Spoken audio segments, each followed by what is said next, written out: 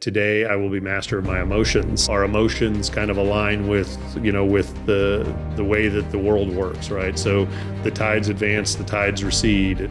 A dead flower is what provides the seeds for the next live flower, right? So with the experiences that we're having right now may lead to, joy down the road.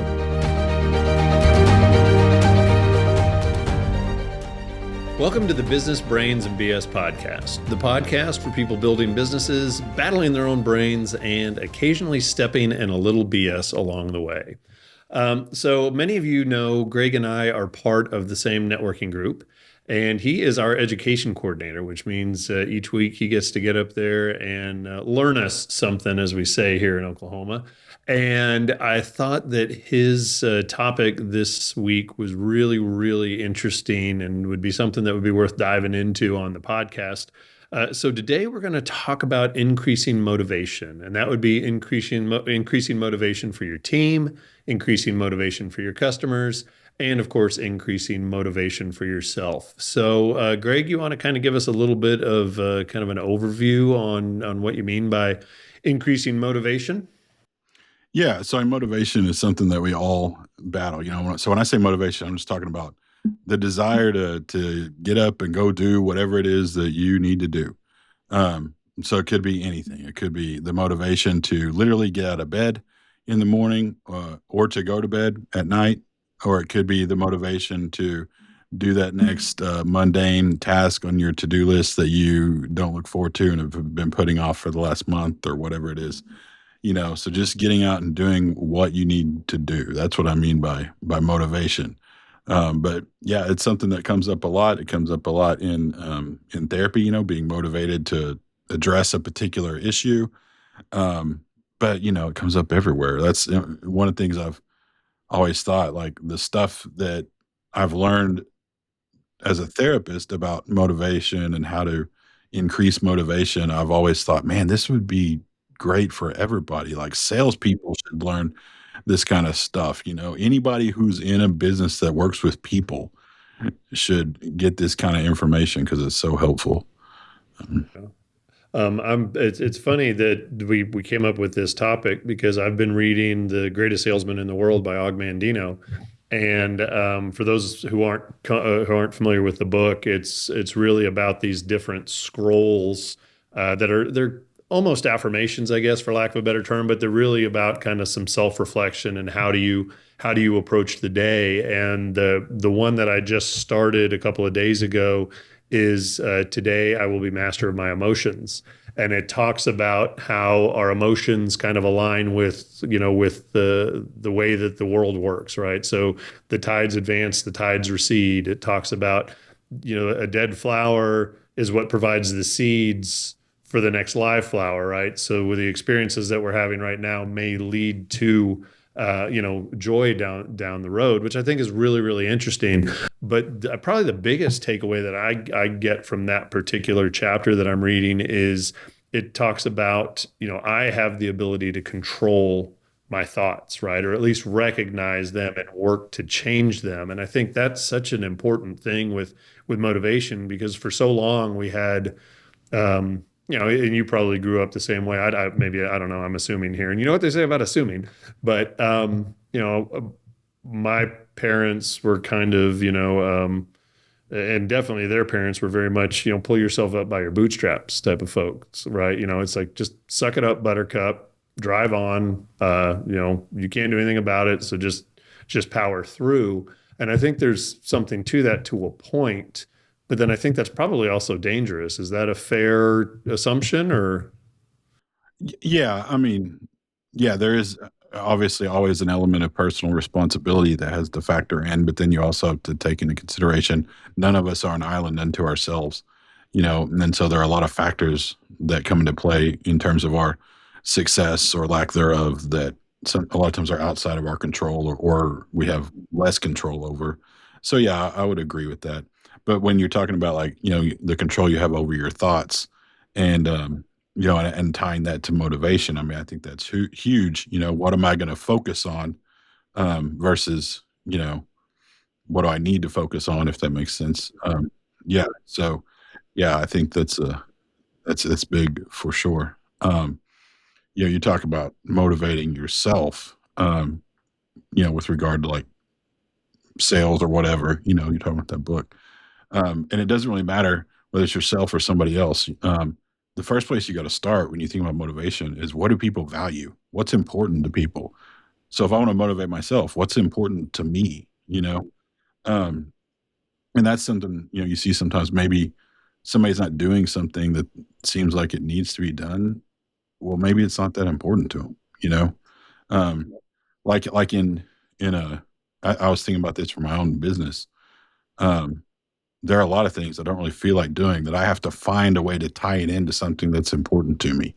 Like, right now I need to do an insurance audit. That is not something I feel motivated to do. I hate those things. For your workers' comp? Yeah. Oh God. Oh, just take me outside and stick needles in my eyes. Yes, I'm with you. Yeah. So that's something I'm not motivated to do. It's not something that would ever be like, inspiring or anything to me. So I have to tie it in to just like, this is something I have to operate as a business. If I don't do this, then I all of a sudden don't have this, this insurance coverage that I need, I'm legally required to have, which could be a big problem. So I have to think about it in terms of like how it relates to the business overall, and the fact that generally speaking, I care a great deal about this business and want it to succeed, to get that tie-in. Because if all I think about is I need to do an insurance audit, that's not gonna happen because I could not care less about doing that thing, you know? So yeah, it's finding the tie into what's important, and then also, maybe it's not important and it doesn't need to be, and it's something you need to let go. Because going back to, the outside influences, that sometimes those affect us, we're told this thing is important or you should care about this, and so we get it in our head, this should be important to me. Maybe it's not, maybe it doesn't have to be, you know? And that's something we have to look at. But yeah, if we want to get up and do it, it's got to be something we value. So you can relate that, like I said, to the employees, to the team members, the people that you work with. Um, I shared this story when I did the presentation that you heard. Um, I used to have this therapist that I supervised. He was a great therapist. Clients liked him. Referral sources loved him. And he would just, we had this minimum requirement amount of hours you had to work to keep full time status, and he would just hover right at that line, like just, he would just kind of skate over that line every time, and not go much further. And I selfishly wanted him to see more people because he was popular and because he did a good job, and so several times I would talk to him about taking on more clients, more responsibility now, and I would always talk about how much more money he could make, and I'd throw that out there. Um, if you took, if you did this, you could make this amount, and he never bit, never went for it. And then one day, I guess he just got tired of hearing me nag at him, and so he was like, "Listen, man, between you and me, I don't need another paycheck for the rest of my life." And as it turns out, he had inherited some money, and that with some investments and stuff, he just was in a position where he didn't really need the income.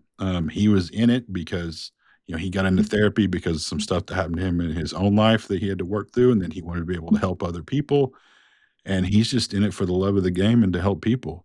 And when he told me that, first of all, I was very impressed. I mean, that, like, no wonder he's so good at what he does, Um, but then it's like, okay, so it doesn't matter how much money I hang in front of this guy, it's never gonna work.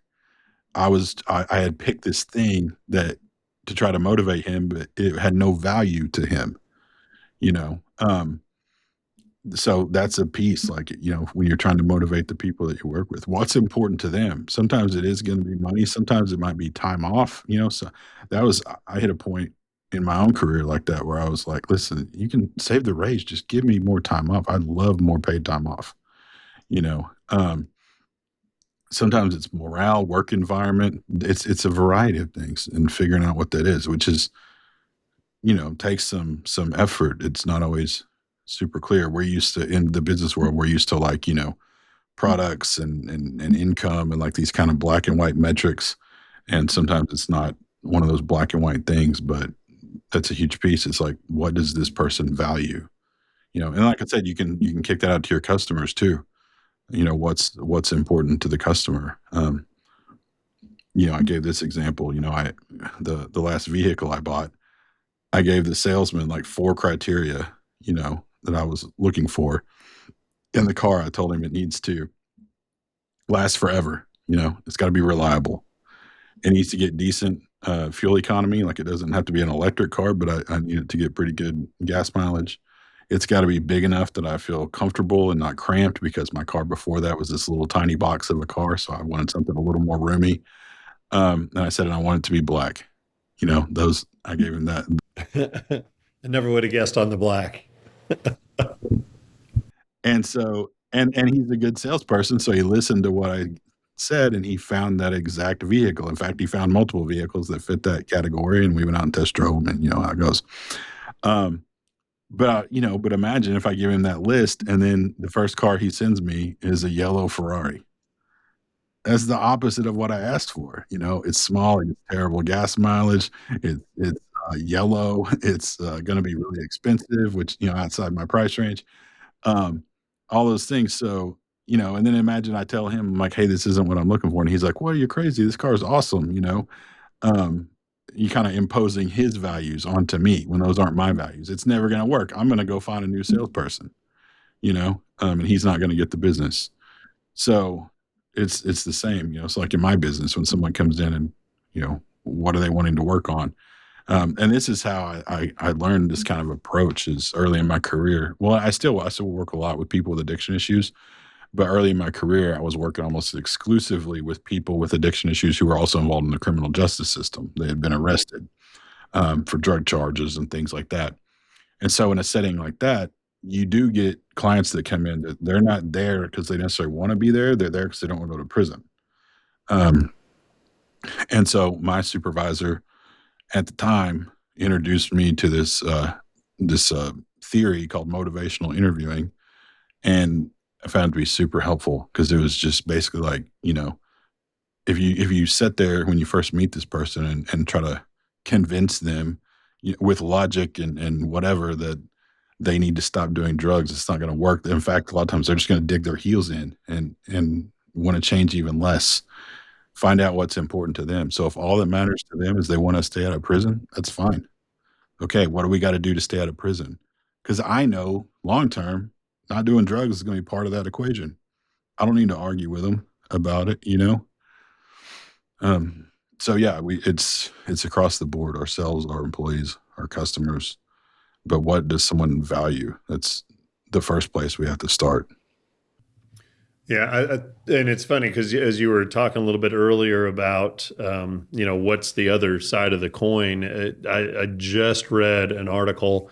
I normally get Arnold's newsletter every day, and they were talking about that exact thing, and they were talking about what's the alternative, right? Because I think what we tend to do when we're demotivated is we're focusing on maybe the task or the situation at hand, how we're seeing it versus kind of flipping it and looking at it, right? Because it's the whole, if I don't get out of bed to go to the gym, or if I don't go make sales calls or whatever it is, I can say I don't want to do that. It's like, okay, well, what's the alternative? Well, then I'm not going to reach my goals. Then I'm not going to be able, I'm not going to be as healthy as I want to be in the future, whatever it might be.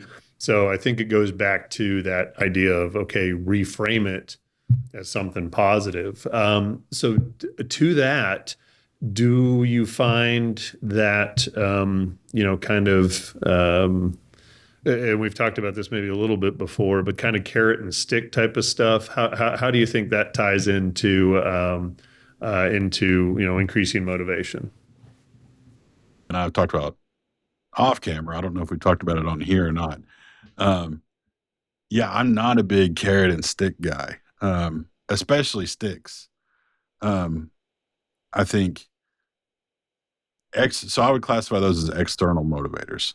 Um, so an external motivator is anything outside of me that is internal motivation is, you know, yeah, what I care about, what's going on inside of me.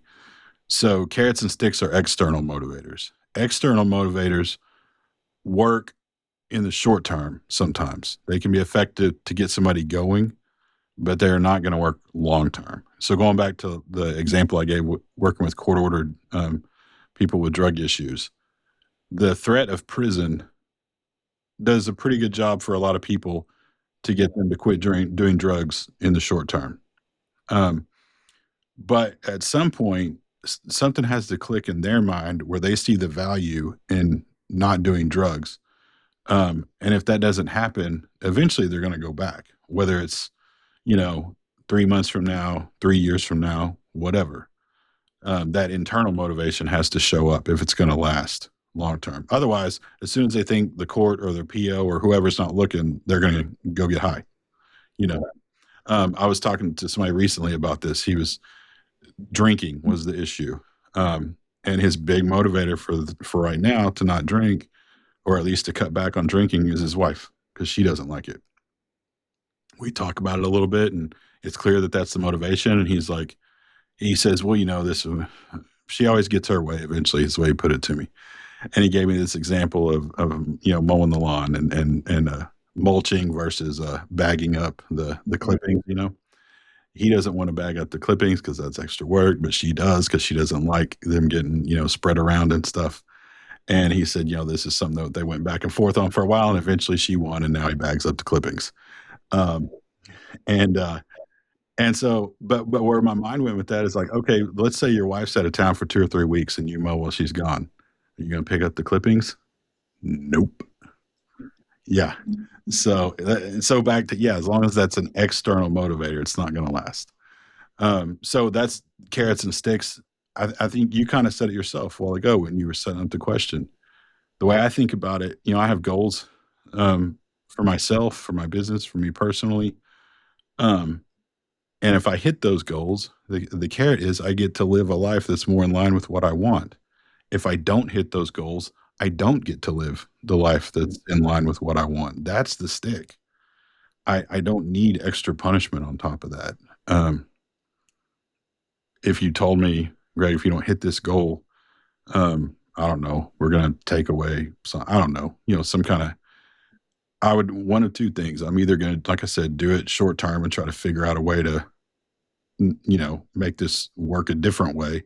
Um, or I'm going to be sneaky about it and just hope you find out. Um, what, the old, maybe I got to get a second set of books or whatever it is, to make it look like I hit the goal.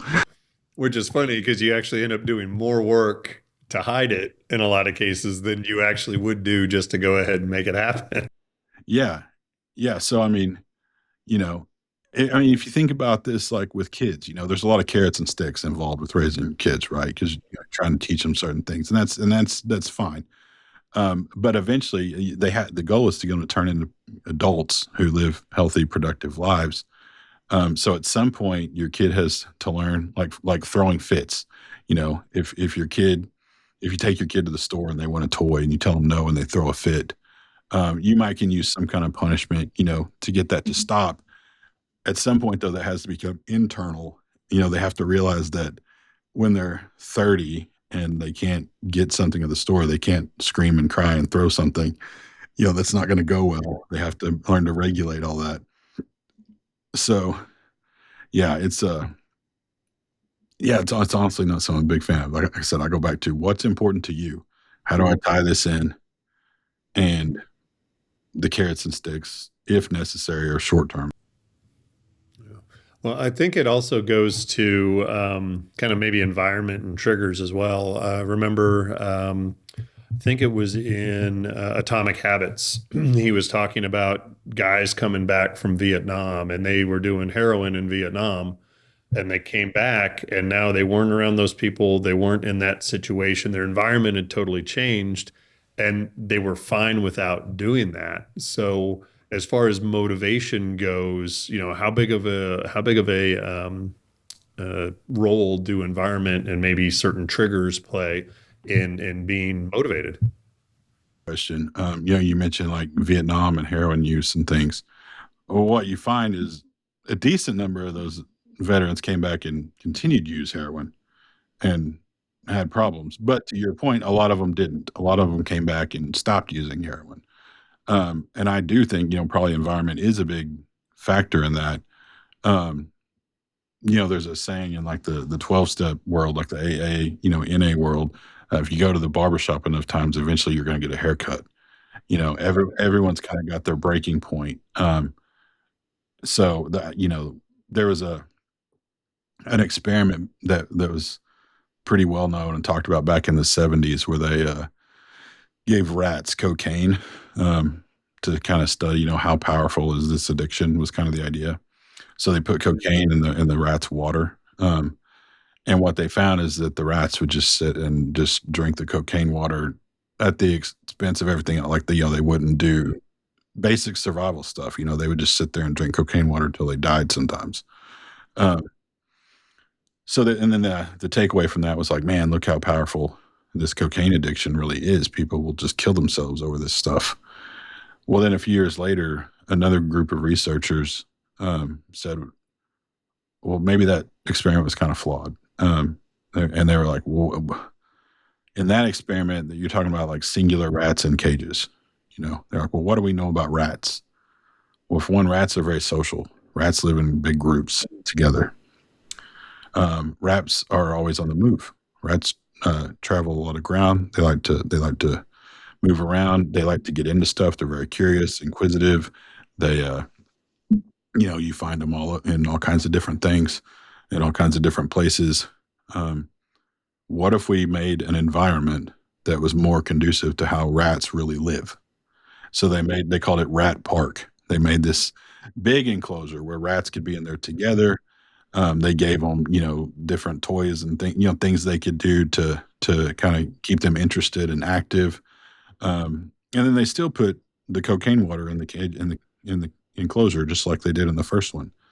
And what they found was while the rats would sometimes come drink the cocaine water, they didn't do it to the detriment of everything else. They they didn't develop the problem with it the way the first set of rats did. And then the takeaway from that is kind of to your point, like essentially quality of life plays a huge role. And I think, whether it's addiction or something else, um, that quality of life can make a big difference. I've talked to people when they tell me about their life, and I'm like, yeah, I would want to get high too. That sounds terrible, you know. Um, so going back to the motivation, like carrots and sticks, and then environment, the role environment plays. Um, Before I was a therapist, I worked for the Oklahoma Office of Juvenile Affairs, so working with kids that would get arrested for different things, and that was always a conversation in that job was, you'd have a kid that would go to some program. Maybe they go to a group home. Maybe they go to like a short term program or something. Sometimes they'd go to like the Thunderbird Youth Academy, um, things like that. Um, and then, it comes time for them to come home and hopefully they've showed good behavior. Like maybe they went to Thunderbird and they did really well at Thunderbird. And then now we're going to send them back to the same place they came from with the same people. And especially when you're talking with kids where they don't have as much control over their situation. And often you would find they would go right back to the old ways. Um, so tying that in to motivation, like there has to be a way to get to what you want and the belief that that's possible, you know, um, when you're 12 or 13 or 15 or whatever, that can be hard. Your parents are still controlling things. But the good news is when you're an adult and you own a business or whatever, you've got to back to what you were talking before. You've got control over a lot of those situations, and again, to me, that's the ultimate carrot is I get to build the life that I want. You know, um, and that's the reward in the long term. That's the beneficial reward, which means like having the environment that I want, building the environment that I want. Yeah. Yeah, and I think the environment's so important because we've talked a lot about individual motivation. We touched briefly on customer motivation, but as far as employee motivation goes, I think that's a big, or yeah, motivation or Yeah, motivation. Sorry, my brain and my mouth are not keeping up with one another. So, but yeah, the environment at work I think is huge too. Do people look forward to getting up and coming into your place of business, right? What's your culture like? Do they like the people that they work with? Do they, I don't know that they necessarily always have to like their manager, but do they respect their manager? And I think a big part of that goes to clarity of expectations, right? And you may not really think about that as far as increasing motivation, but when people are showing up and they're high performers and they're seeing people who are just, half-assing it, getting the same level of recognition, the same level of reward as them, it can be really, really demotivating.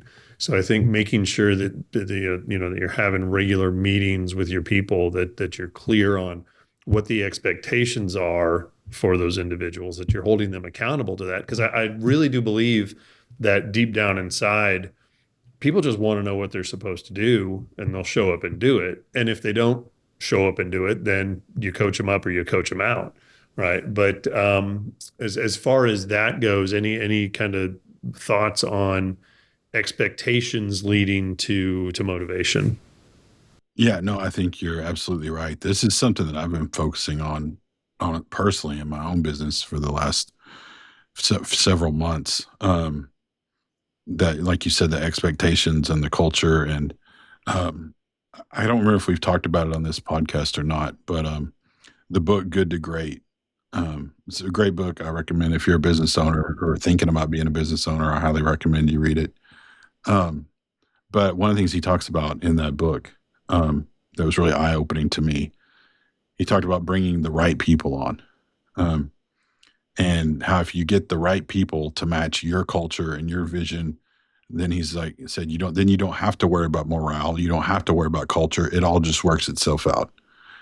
And that was something that I started thinking about. So who is the right person for this? Because when I first started my own business, I set it up the way I would want it. And then, so then my thought was like, well, who wouldn't want to work here? This is great. Like, um, and yeah, to your point, like not everyone wants the same type of setup that I want.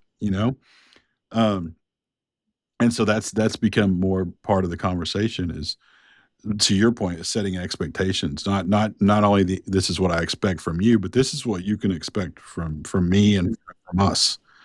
Um, so like one of the things I tell people is I'm not a big micromanager. I want people who know what they need to do. They show up and they do it. We can give help along the way. Um, make sure you know how to use the equipment you need to use, that kind of stuff. But as far as like, hey, I need you to be here at 8 o'clock today, and stay till 5. No one's going to do that, you know? Um, so if you need a more structured environment with a manager who's going to kind of tell you when and where to be, this probably isn't going to be a good fit. Um, you talked about seeing people that work less and, you know, make the same amount and that kind of thing. Yeah, that's not how we're set up. The more clients you see, the more money you're going to make. And so that's part of it too. If that's something I've started communicating is if the top priority is a consistent high paycheck, you should go work at this place. And I name the place. I'm like, this place has the highest salaries of anywhere around, and it's a salaried position. Like that's where you need to be if that's your top priority. If your top priority is having freedom and flexibility and working with the types of clients you want to work with on the schedule you want, then we're a great fit. And if you put in the same amount of hours that place is going to require from you, you'll make just as much money. The only difference is they're going to shove those people onto your calendar whether you want them there or not. We're not going to do that, you know. Um, but that is something I've had to learn along the way is being clear about those expectations and thinking about the environment and who's right for that. Um, and, Well, then I think you also for motivation for your people, you've got to show them that you care, right? You got to show them that you respect them. I was just talking with a guy who used to work for a large oil and gas company, and he said his management team would reach out to him at 7 p.m. schedule a meeting with him, and then expect him to have the deliverable done by 8:30 the next morning. And you can't expect people to live their lives like that, right? It doesn't make a difference. But if you can find little things that you can do along the way, it doesn't even have to be, big gestures. I remember when I was managing in corporate America, I had hired a new representative, and the way that things worked is we would send them off for a couple of weeks to the regional office for training. They get to come home for a little bit, and then they'd go to New York for a couple more weeks. So they tended to be away for, a month, maybe even a little bit more, kind of depending how everything fell out. And I had had such great leaders in my upbringing who had shown me how important the family was, that I wrote a personal handwritten note to this individual's wife and said, things are not going to be easy over the next couple of months. We're going to ask a lot from him, and I realize we're asking a lot from you too. You have children, but thank you for sharing him with us. I promise this is all going to be worth it in the long run. And to this day, when I see that person, probably 20% of the time, if we're around people that we don't know, that I don't know, who don't know me, he tells that story to them, right? So this is 15, 20 years later. Just that little act of a couple of minutes of writing a note and sending it in the mail made such a huge impact and built such loyalty. So I think when you talk about motivation for your people, it's what are the little things that you can do? If one of your high performers comes in on Monday morning and there's a handwritten note from you on their desk, no gift card or anything, just to, hey, want to let you know you're kicking ass and taking names. I appreciate you so much and so glad that you're part of the evolution team. That's going to carry a lot of weight. And it really doesn't take a lot on our side as leaders and owners to make that impact, if we'll just stop and think about it and say, okay, what can I do to make this person feel valued and special? And that would be my only pushback, if that's what they value. There are some people that are going to be like, "Oh, that's nice," and toss the card and keep going. But everybody still likes to be recognized and thanked. I agree. It's what's going to be meaningful to them. To some, it might be a public thing, like being pointed out at a meeting. For others, it's going to be more subtle, like what you're talking about. For some, they don't care about the words. They want to see those extra dollars or those extra days off or whatever. You know. Uh, I still think if you did that, everybody would at least come up and say, thanks for the card. oh yeah, for sure. No, I'm not. I'm not arguing with that. No. No, yeah, but it will definitely fill somebody's tank further than it will on others. I agree with you there. This may be the first time we've kind of disagreed a little bit on the podcast. Only took us almost a year. Yeah, no. There's definitely nothing wrong. You're only going to get some amount of good out of a nice handwritten note. I do agree with you on that. And I think it goes back to, like you said, knowing your people, right? What do they value? So maybe it is a handwritten note, and why don't you take half a day off this Friday with pay, or whatever it is. So, or here's a $50 gift card, go get a half a tank of gas. But I think going back to the broader point that you made a while ago, like knowing that you care, like that's the big thing. However you express that, you know, um, I've told this story on here before, but one of the things I think about in my own career is I had this point in my career where my boss told me, she's like, "I want you to take half a day off every Friday." And I was like, why? It made no sense to me because that meant less productivity. Um, and she just was like, "Because you work too much." And so that to me, she just genuinely looked, because it wasn't in her best interest as far as like, her job performance. Um, everybody was pleased with, the amount of productivity I generated. And so that was just somebody who just was thinking of me as a person and not just a productivity machine or whatever, however you want to put it, you know? Um, so yeah, I think taking the time to see them as people, um, goes a long ways. So, All right. Well, that should do it for this episode of the Business Brains and BS podcast. Remember, progress beats perfection. Hope is not a strategy, but it is a necessity. And the BS that tends to hold us back usually starts in our own heads. If you've enjoyed this episode, follow the show on YouTube, Spotify, or Apple Podcasts, leave us a rating, and make sure you share it with a business owner who you think needs to hear it. Until next time, we'll see you.